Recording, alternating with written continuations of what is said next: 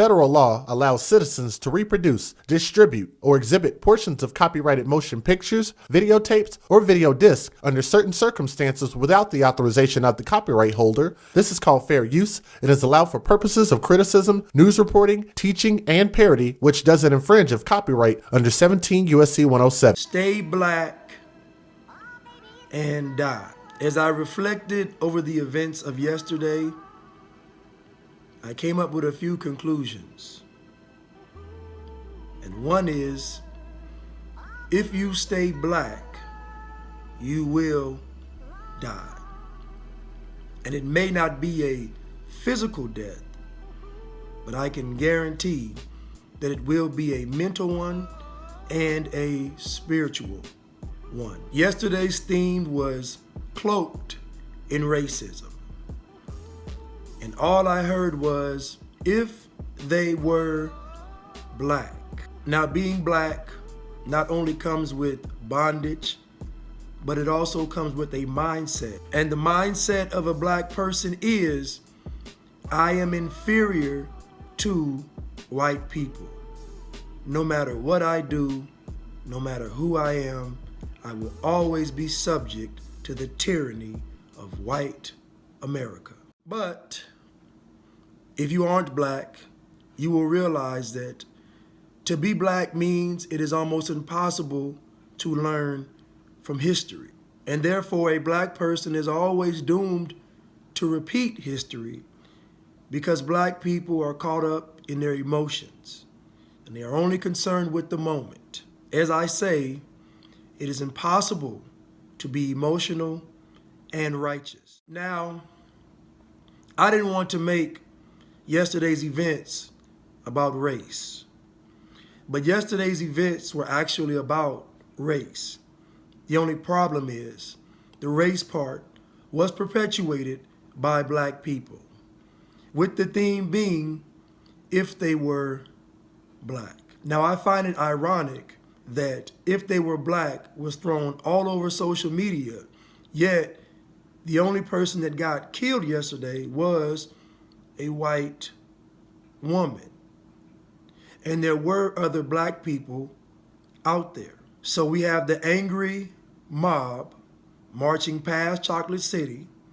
We have a white woman getting killed, and we have no one black getting injured. You were trying to go inside the Capitol? Yeah, I made it like a foot inside and they pushed me out and they maced me. What's your name? Where are you from? My name is Elizabeth. I'm from Knoxville, Tennessee. And why did you want to go in?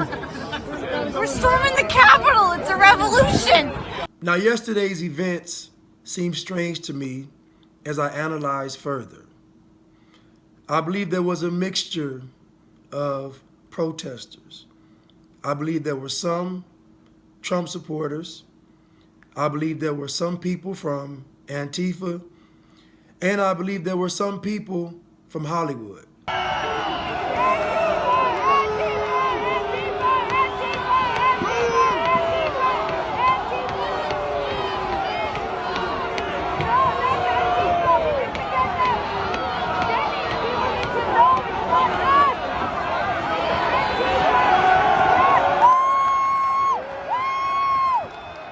Because clearly, every Trump supporter can't be this athletic. Police are squabbling with protesters. Oh, there we go. I mean, scaling walls with no equipment requires a bit of skill. Second floor!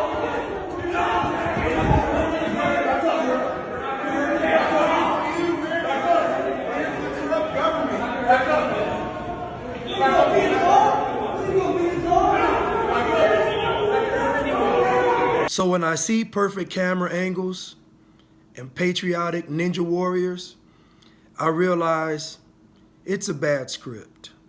And when it's a bad script, that means something has been compromised.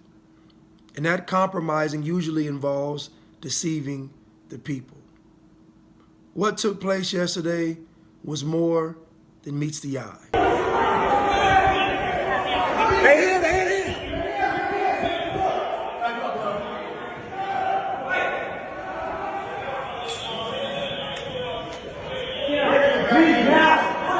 Now, I'm not saying it was all scripted, but I can guarantee there was a producer, a director, and a casting agent somewhere.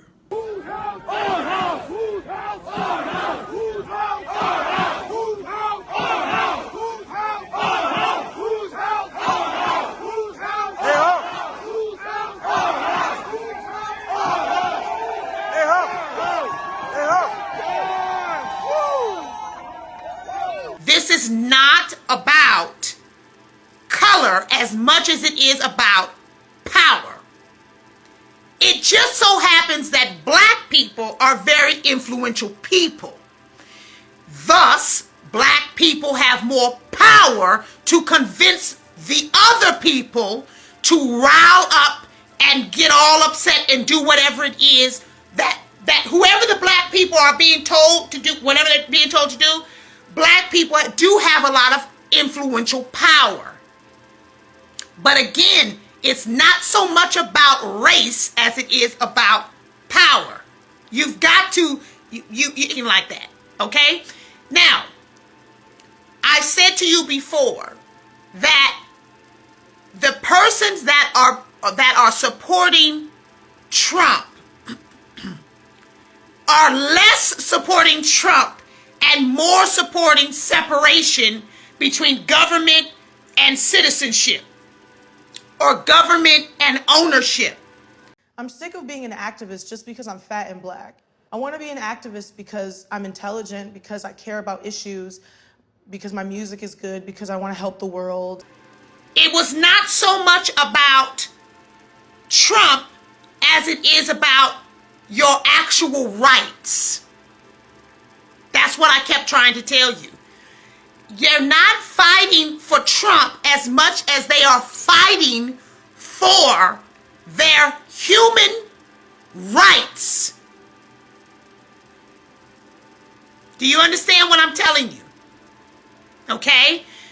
So, the human rights of the right to ownership, the right to not be vaccinated, the right for your children to go to school, the right for you to continue to have a democracy, the right for you, all of these, the right for you to have guns, the right for you to have money.